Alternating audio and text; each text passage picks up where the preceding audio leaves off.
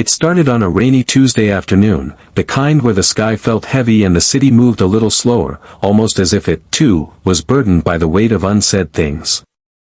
The streetlights flickered in the mist as cars hissed past on wet asphalt. Inside a small, locally beloved diner called Millie's, tucked between a laundromat and an old bookstore in downtown Richmond, something was about to happen, something no one would forget. The diner wasn't anything fancy: worn leather booths, sticky salt shakers, the scent of bacon grease clinging to the walls. But it was warm, and it was honest. The kind of place where truck drivers talked politics with students and retired teachers shared crossword puzzles with teenage moms. And on most days, the energy was light, almost cheerful. But not today. Today, a man named Garrett Langston walked in.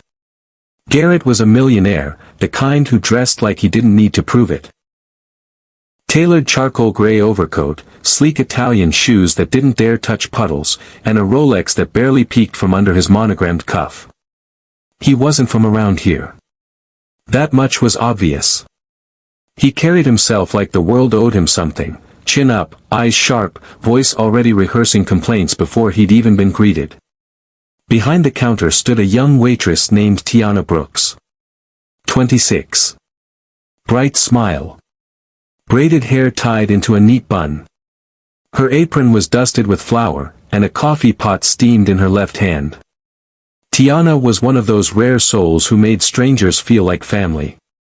She worked the morning to midnight shift most days and still found time to help her younger brother with his college applications. When Garrett entered, she smiled politely. "Welcome to Millie's. Just one today?" Garrett didn't respond.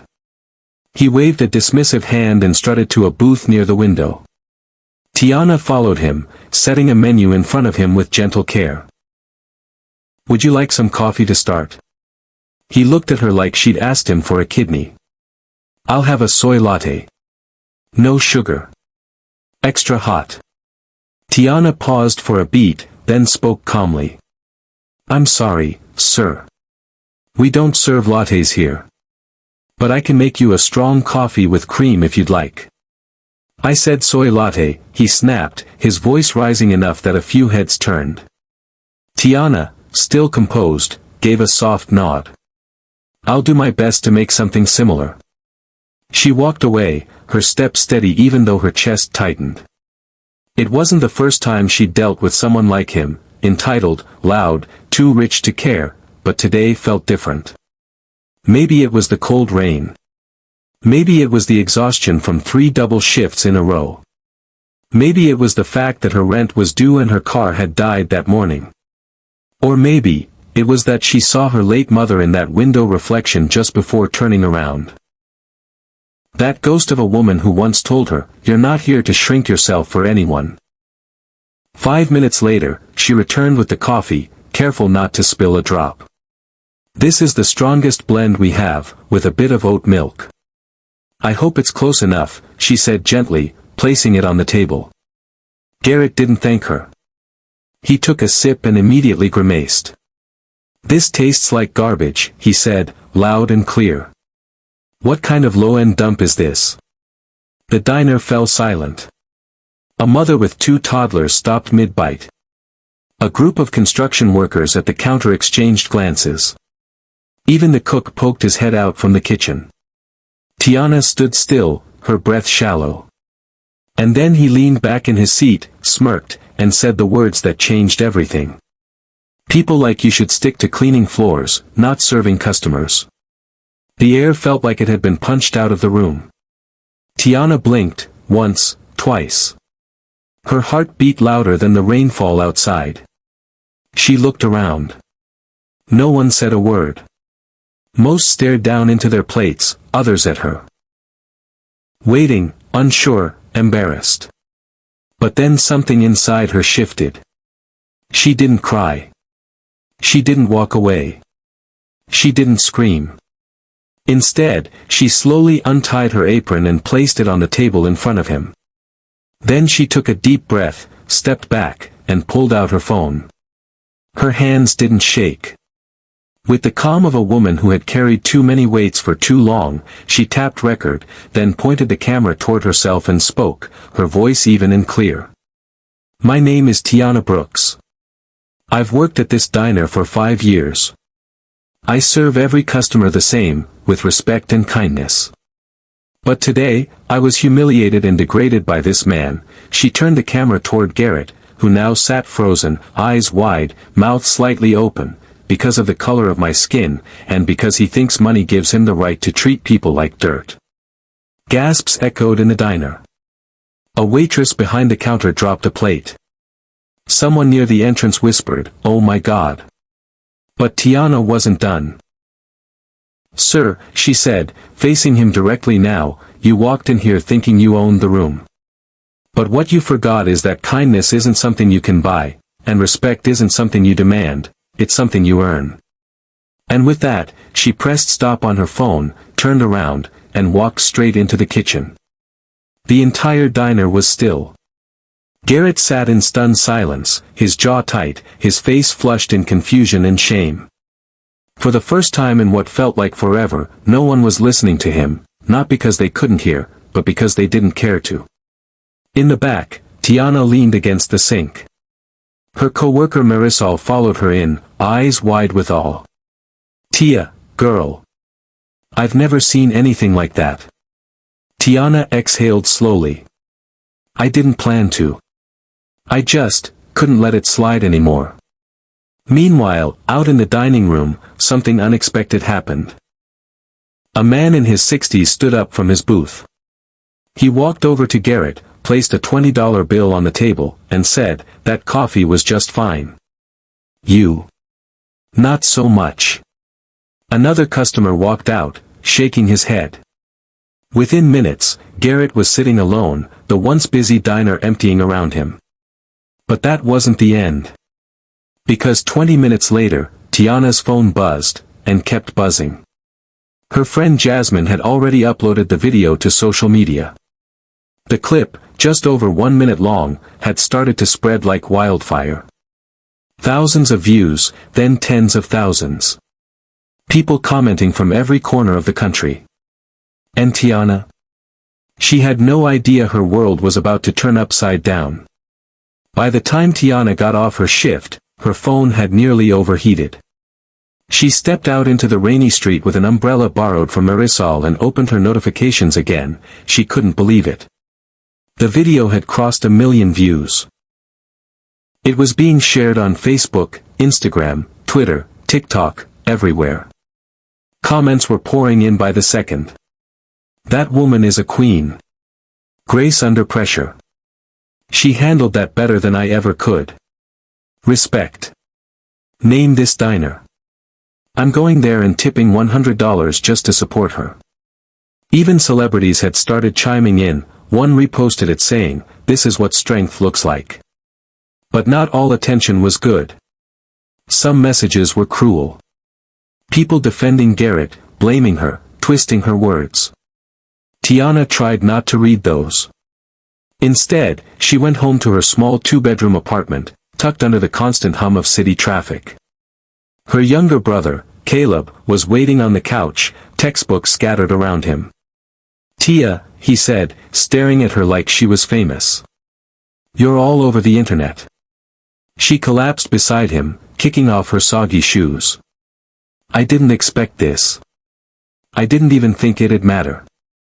"You stood up for yourself," he said. And a lot of people saw someone they could relate to. Someone strong.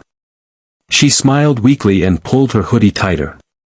"I'm just tired, Caleb. I didn't want to go viral. I wanted to keep my job." He hesitated before reaching for his laptop. "You might want to see this." He opened a new tab. There was a trending article on BuzzFeed, "Diner Waitress Stands Up to Millionaire Bully in Powerful Viral Video." The headline was followed by a long write-up, filled with screenshots, supportive tweets, and a background on Millie's diner. Reporters were trying to identify her. Some already had. And then came the real shock.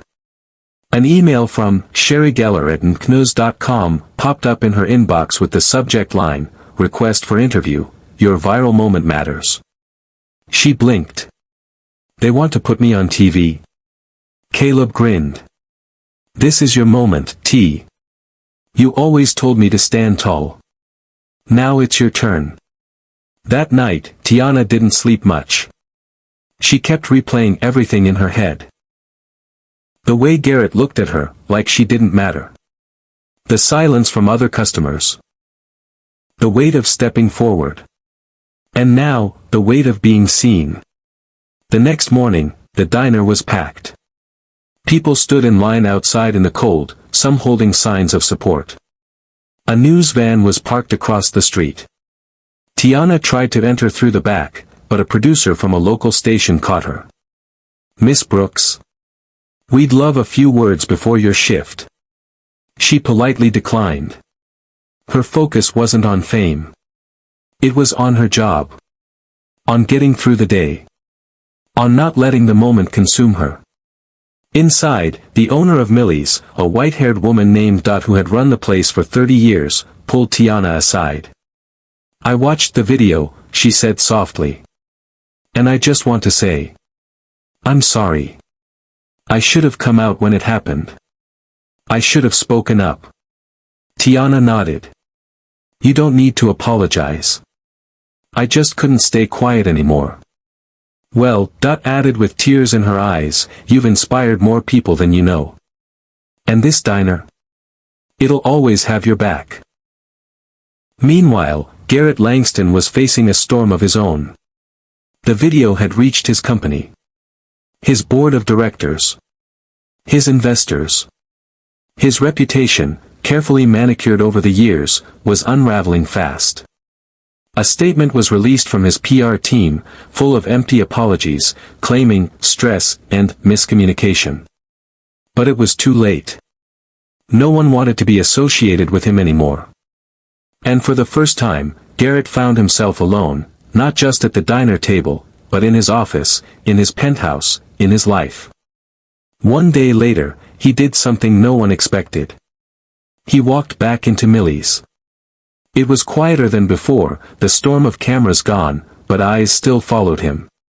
Tiana was behind the counter, pouring coffee for a regular.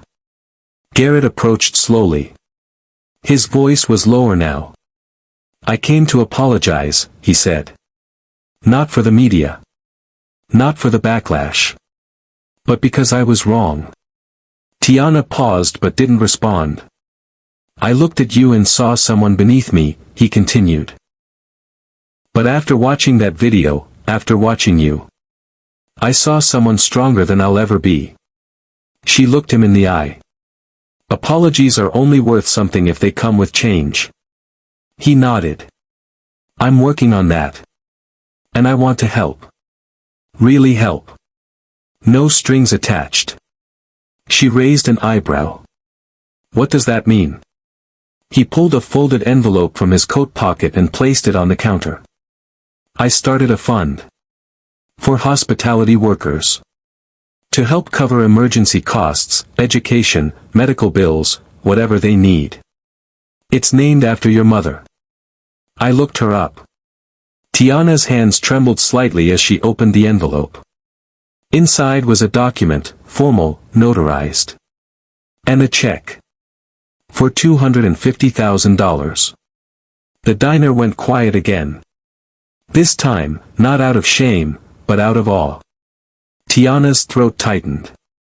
She wasn't someone who cried easily, but in that moment, she felt everything, anger, relief, sadness, and hope, crash into her like a wave. She folded the paper and slid it back. I'll accept the fund. But not the credit. Make sure it helps people who need it. Quietly. The way most of us live. Garrett nodded. Understood. And then he left. The storm passed. Weeks later, the buzz faded. The cameras moved on. But the story lived on in quiet ways. Tiana got offered job interviews from major restaurants but chose to stay at Millie's, where she belonged. The diner became a symbol of strength and dignity. Strangers came in just to leave big tips for the staff. A scholarship fund started in Tiana's name. Caleb got into college. The neighborhood changed. But most importantly, people remembered. Because in one rainy afternoon, with one calm voice, one brave woman showed the world what happens when dignity stands its ground. And everyone, absolutely everyone, was watching.